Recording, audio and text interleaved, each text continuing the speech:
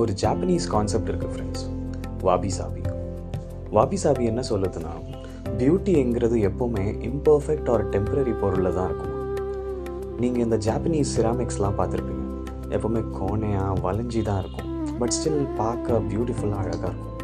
ஏன்னா அது ஹேண்ட்மேடாக இருக்கும். மெஷின்ஸில் உருவாக்கின பொருள் எல்லாமே சேமாக தான் இருக்கும், காப்பி பேஸ்டடாக. பட் ஹோம்மேட் திங்ஸ் பார்த்திங்கன்னா எப்போவுமே யூனிக்காக இருக்கும், பார்க்க கொஞ்சம் டிஃபெக்டிவாக பட் ஒரிஜினலாக. நீங்கள் மரத்தோட கிளையை பாருங்கள், ஒரு மரத்தோட கிளை கூட சேமாக இருக்காது, பட் பார்க்க எல்லா மரமும் அவ்வளோ பியூட்டிஃபுல்லாக இருக்கும்.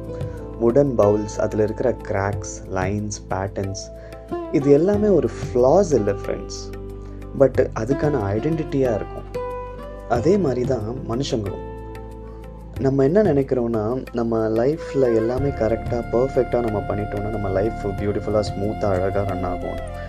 பட் ஆக்சுவலாக பார்த்தா நம்ம லைஃப்பில் தப்பு பண்ணால் தான் நம்ம லைஃபோட ஆக்சுவல் மீனிங் அண்ட் ஆக்சுவல் பியூட்டியே நம்மளுக்கு தெரிய வரும். அண்ட் சேம் திங் தான் ஃப்ரெண்ட்ஸ் லவ்வும். நம்ம என்றைக்குமே பர்ஃபெக்டானவங்களை லவ் பண்ண மாட்டோம்.